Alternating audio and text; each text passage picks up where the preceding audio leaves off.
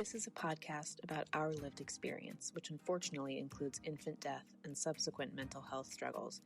Please take good care of yourself and only listen if this content feels safe for you right now. We'll still be here when you're ready. Hi, I'm Judith. And I'm Alina. We both lost babies to SIDS in winter 2021. In the throes of grief, I reached out to a stranger on the internet and our friendship was born. In the years since, we've been working hard to survive, rebuild, and navigate the continual challenges that have come our way, including divorce, Job loss, dating while bereaved, moving multiple times, health scares, pregnancy and parenting a living child, starting new jobs, and so much more. We are tired. Happily ever after is out of the question for us, but this podcast documents our journeys to happier ever after because we believe life after loss is worth living. So join us as we laugh, cry until we laugh. Welcome to As Long as I'm Living podcast. We're so glad you're here. Okay, so I will introduce today's special guest. First of all, this special guest has been the longest to schedule ever. It's taken 3.5 years. January 2022, we did an Instagram post where Judith was like, if I could have anyone on the podcast, it would be this person. I wanted them on the podcast a year before that. So I knew you were going to start crying. I didn't even say her name and she started crying. So this is a long time coming. And when I asked her to be on the podcast, she said no, because I'm going to cry the whole time. So now here we are. We haven't even started and she's crying. So let's see. 2 years of therapy and 2 years of Zoloft and I'm still crying. I'm really excited to introduce my sister, Ilana.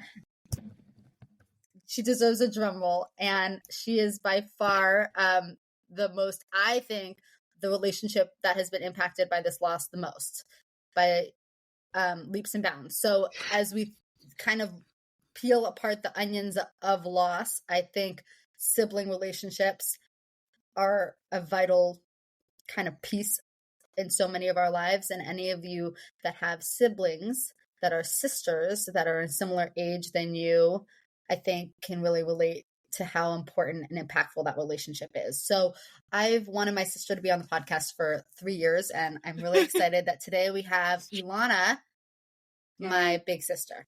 Ilana, how do you want to introduce yourself? Aiden's aunt. How would you like to introduce yourself? Beyond that. I'm Ilana. I'm Aiden's aunt. I am your daughter's Nana. I am... Is that what she calls you? Nana? Yes. I am Judith's sister. I am my children's mom, and I have a lot of patients that call me doctor. So I have a lot of different roles. I wear a lot of different hats. I'll say that you're a pediatrician, which everyone already knows, and I'll say that you have 3 kids, 3 alive Correct. kids that are 10, 8, and 3. Correct. Okay, hold on. I'm going to just move to my bedroom because the vibes in that room were off. Welcome to As Long as I'm Living podcast. Too much sunlight. Too much. I just want to sit in a different kind of chair. Okay, so why don't we start? I think I've been thinking about how to start this episode, and I think it would be helpful to just give some context as to what our relationship looked like before the loss. And going into the loss, kind of where we stood. She's crying again.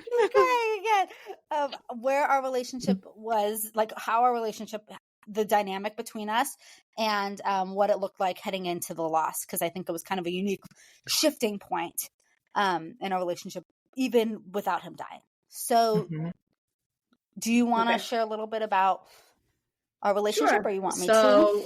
I think it's easier actually if I don't look, if that's okay, because I cry when I look at you.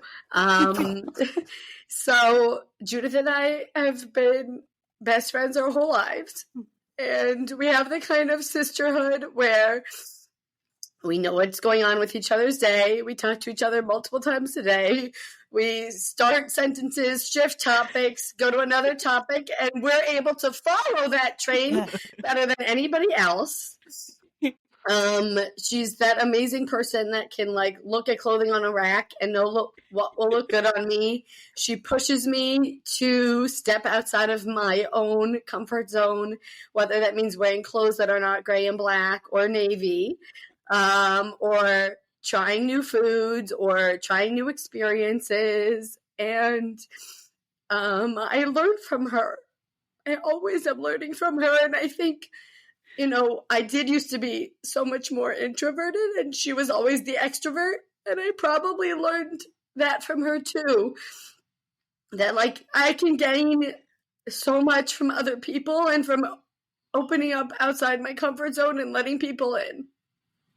We're all crying. I'll say I'm crying so much because I know the direction that this interview is going to go is that it was really hard for you guys for a while, and I'm just thinking about how great that loss must have felt. And I know we'll get into it, but that's the thing. I'm crying. I'll say I'll say that my sister, she kind of like paved the path. She kind of did everything right. She's like, I actually don't think like I was trying to think about like, I don't think you like made mistakes growing up. Like she was a straight A student, and like she was like easy. Like I was the one going out until who knows what hour in the morning, and like my sister went to sewing on Sunday mornings, you know, like that. She was, I don't want to say she was like a tough act to follow, because I don't think that wasn't my experience, but like she certainly wasn't. She did everything right. She went to the right college. She became a doctor. She went to the right everything. Like she followed the path perfectly. She met her husband when he was 16, and they just like fell in love and got married and had kids. And like she bought a house at the right time, and just like everything. If you can imagine someone doing life right and making all the right choices, that was her. I don't think she's still, even now, Ilana, I don't think you've ever made like a bad choice. Have you? Is there ever a time where you were like, well, that was I'm dumb, now I'm in debt or like addicted to drugs? Like, no. No, I haven't done any of those things. I mean, obviously small snafus.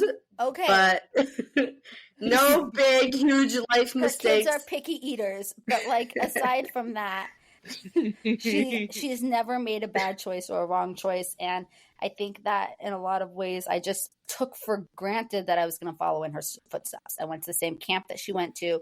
I went to the same college that she went to. I just kind of always thought what would happen to her would happen to me, because she was doing it right. So it just seemed like if you make right choices, you end up like Ilana. That's kind of how I thought life worked. And in terms of like being a big sister, she was like a quintessential big sister. She like never seemed annoyed that I needed her help. Like she took me when I moved, she moved me into college. She took me shopping for my first wool socks when I moved to New York. She got me a winter coat. Like she's just like that kind of person. Like she's just like very responsible.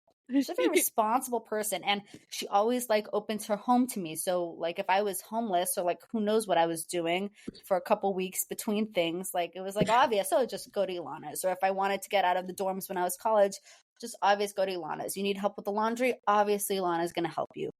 And I'm like slightly hypochondriac, so the relationship was wonderful that way. Because, you know, Ilana was always there. Like I would be like, I think my toe is infected, and she'd be like, go to bed. It was like that kind of a relationship. That's kind of a relationship that we had. And then at the time that you got pregnant with Aiden, Ilana, you already had 2 children, right? Mm-hmm. Yeah, I had 2 children. And your children adore Judith. They call her Juju, right? Yeah. Juju is the best aunt on the planet. She sits down on the floor and plays with them for hours, and she brings them toys that are, you know, for what they're interested in at that moment. And I'll never forget when she was in New York on a business trip, and she found out it was my daughter's kindergarten graduation, and she made it happen that she was at that graduation with flowers.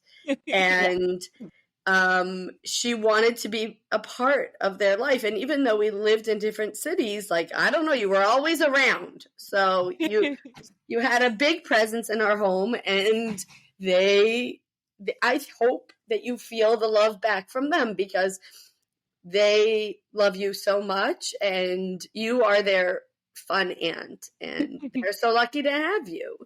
Yeah.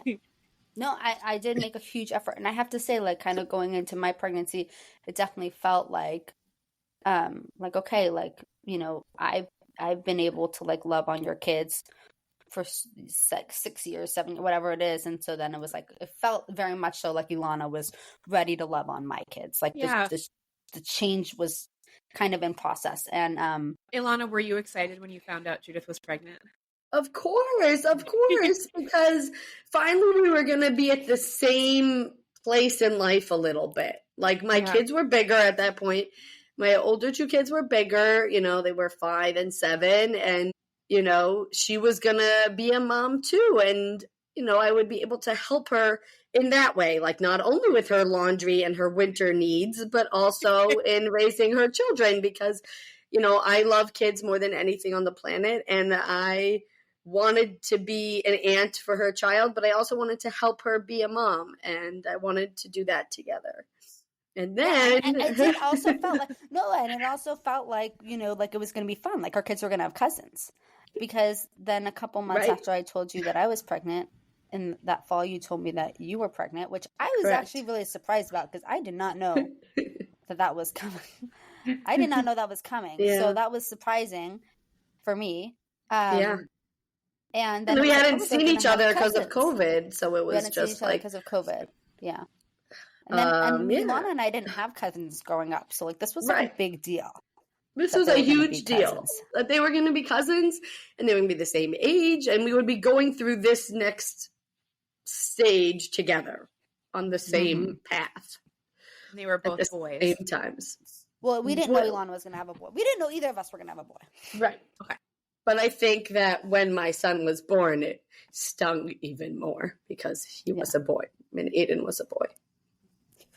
So then when I then I moved in with our parents and moved to LA, and Aiden was born. I remember when Aiden was born, it was the night of our family holiday party. We were supposed to have a holiday party that night. So do you remember, like, what do you remember from that night?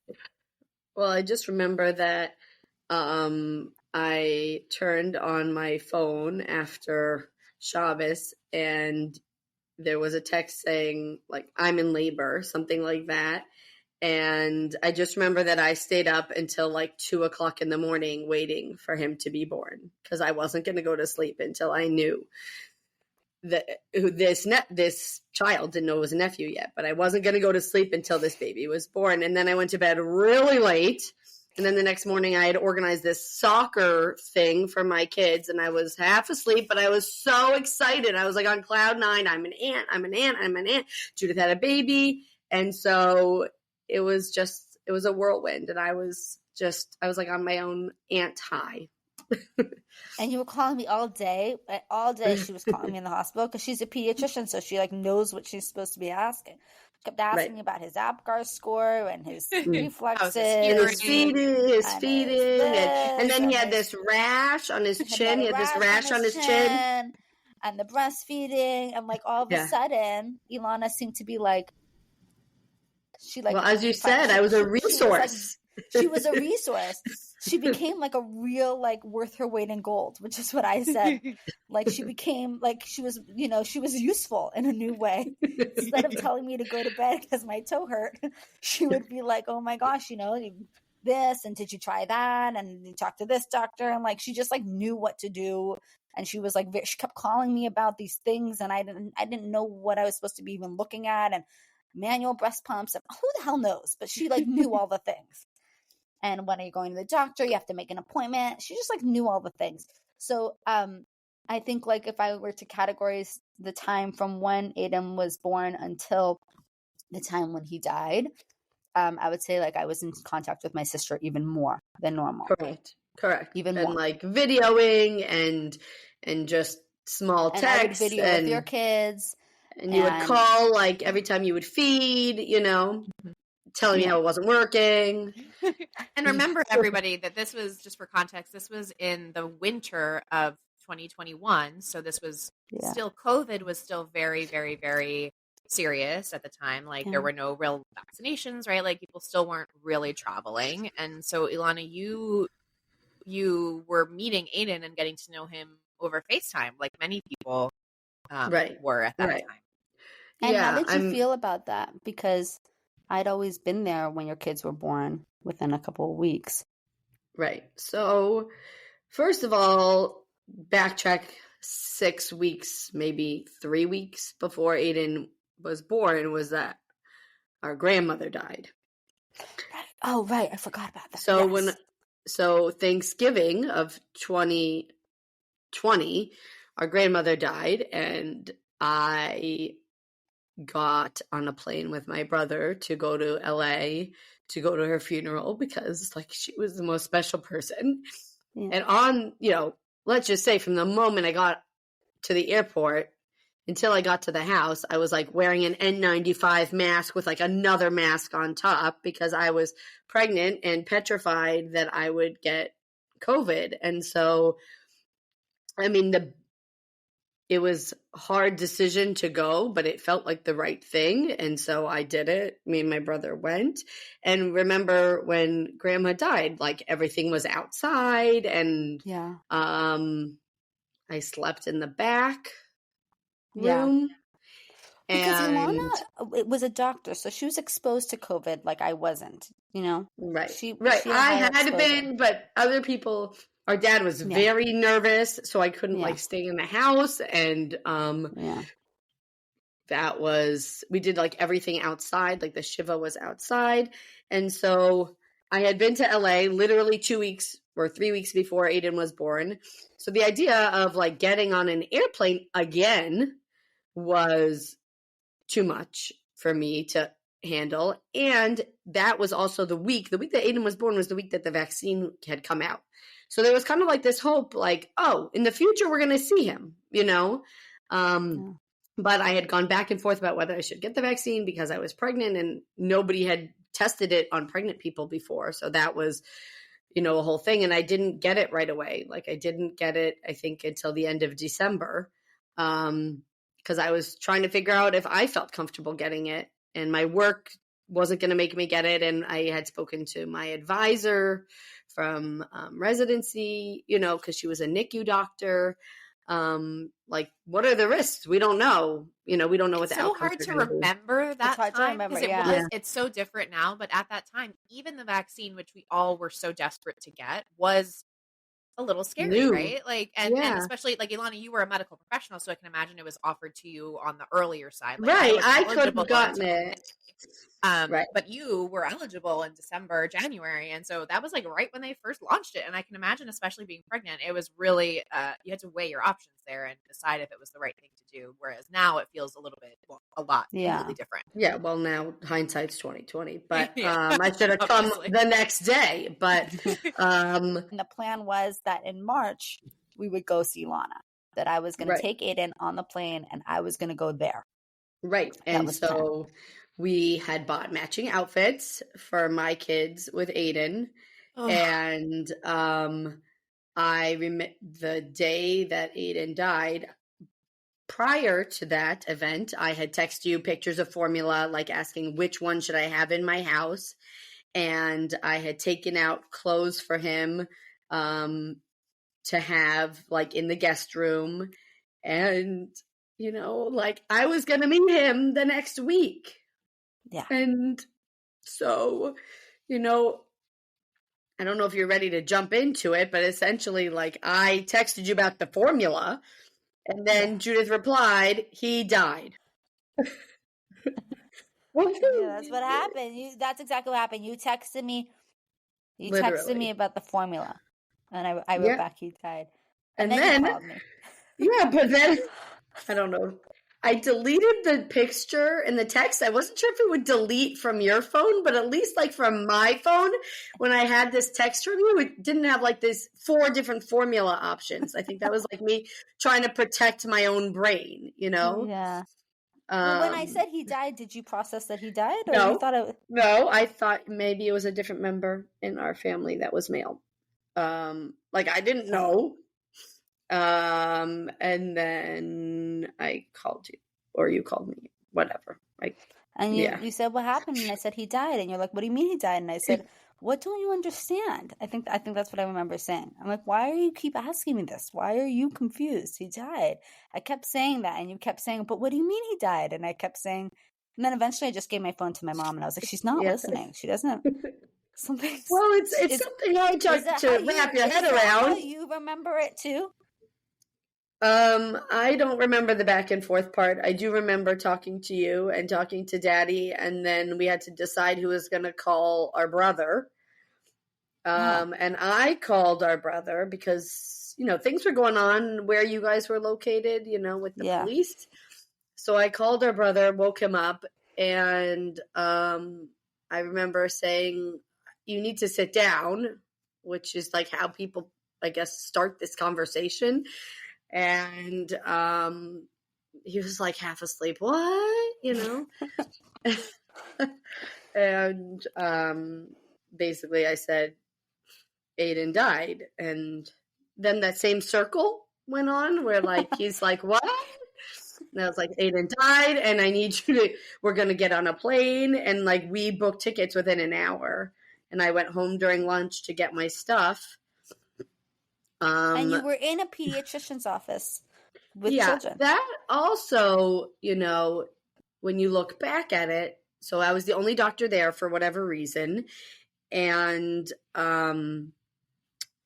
I obviously started crying and bawling, and the secretary came over, and the nurse came over. And then apparently there was a secretary in training, which I didn't recall. But 2 years later, she goes, oh, how's your sister? And I was like, what? But apparently she had been there that day. Obviously, that's traumatic as the person just starting to work there. And I think my secretary cleared out the schedule. I don't know if I saw any more patients that morning, but I had to answer this phone call because this one patient had an abnormal thyroid on their newborn screen. And that's something that you have to deal with that day. So I remember calling the patient, calling an endocrinologist, ordering the labs. And I know exactly what patient that is. And I see this kid, I saw him for the rest of his first year of life. He was just born. He was born that week. So he is one of my few patients that's really a marker of time for Aiden. I have another patient, another one that I had seen earlier that morning, and the mom had described to me that he has these episodes where it seemed like his breathing paused, and he had one in the office that morning.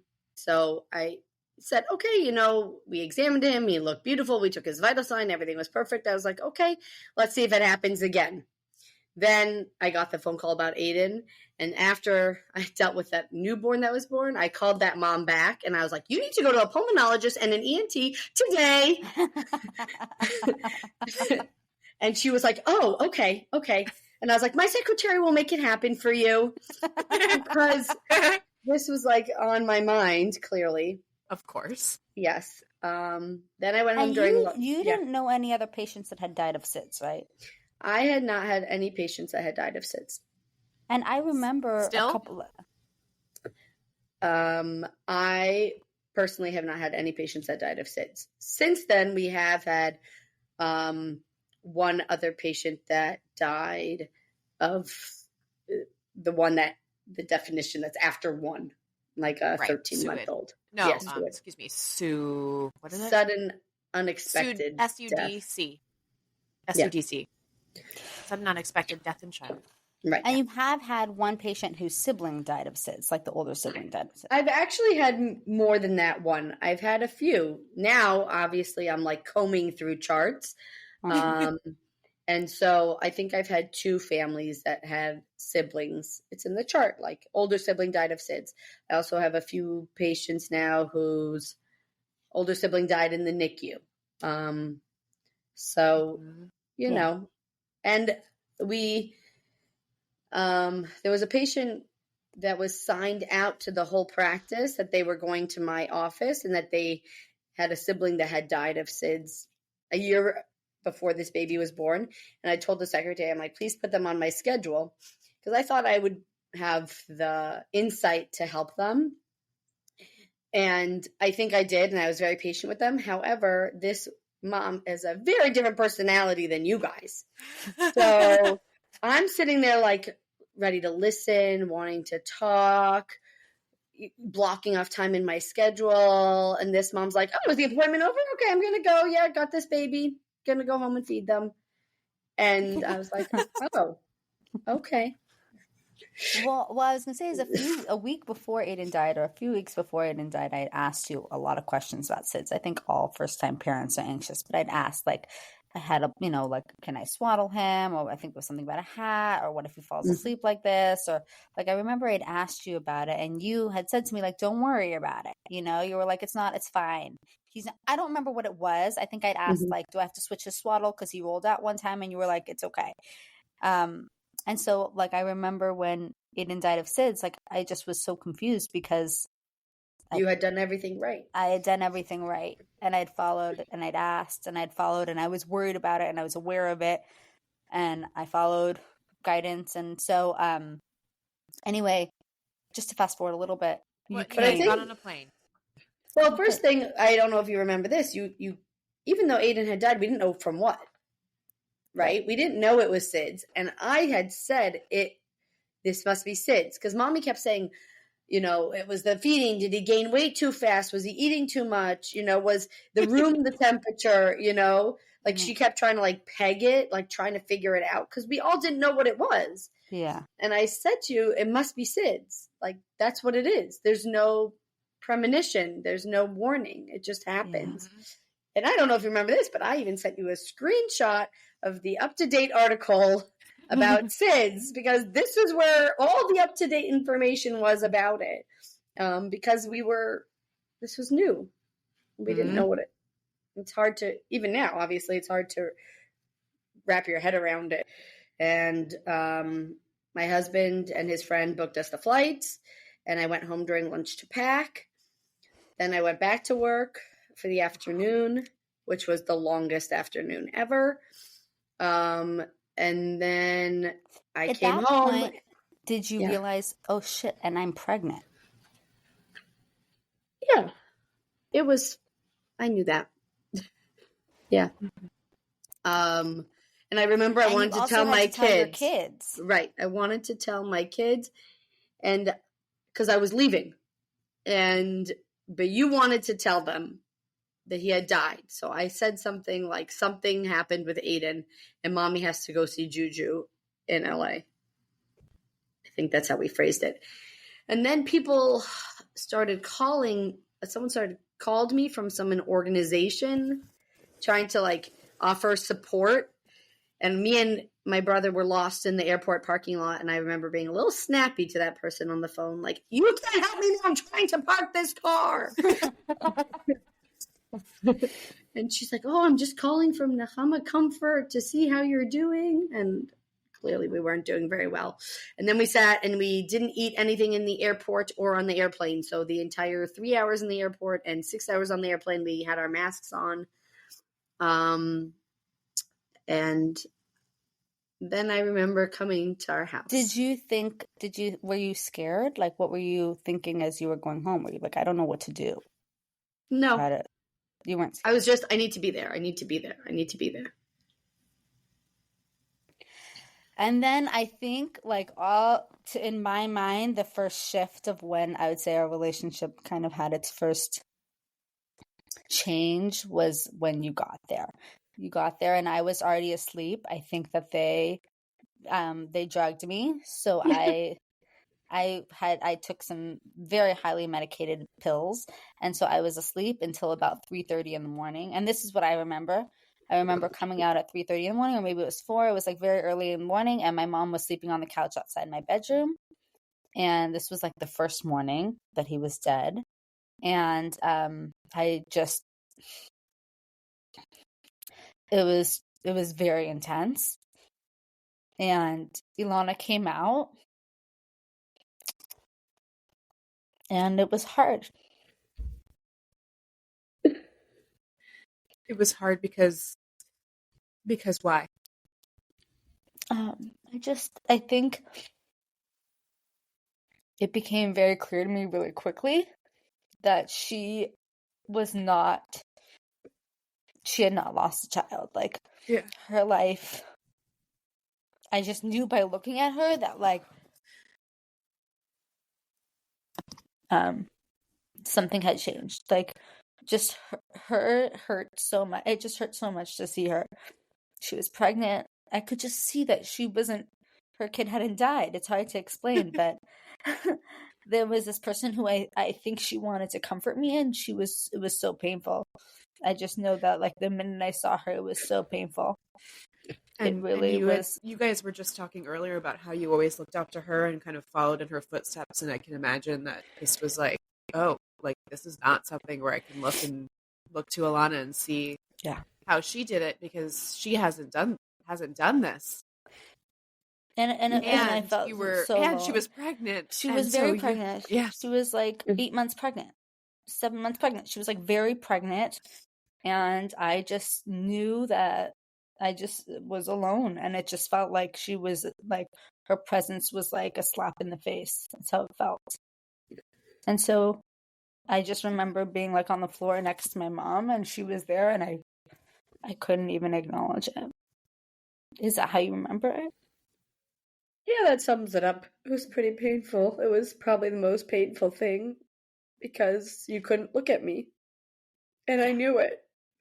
And I didn't know what to do. Like, do I talk? Do I not talk? Do I stay in the room? Do I leave the room?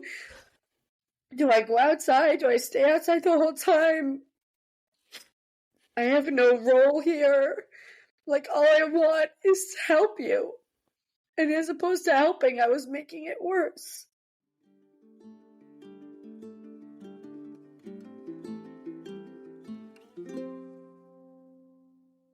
Hi everyone, this is Judith during the editing process in real time, and I'm just popping on to say thank you guys so much for listening to that episode. It was heart-wrenching in the most beautiful way.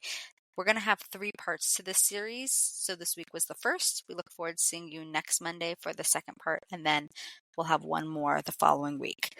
Follow along with this journey, and we look forward to seeing you next week. To all of our wonderful new friends, we want to hear from you.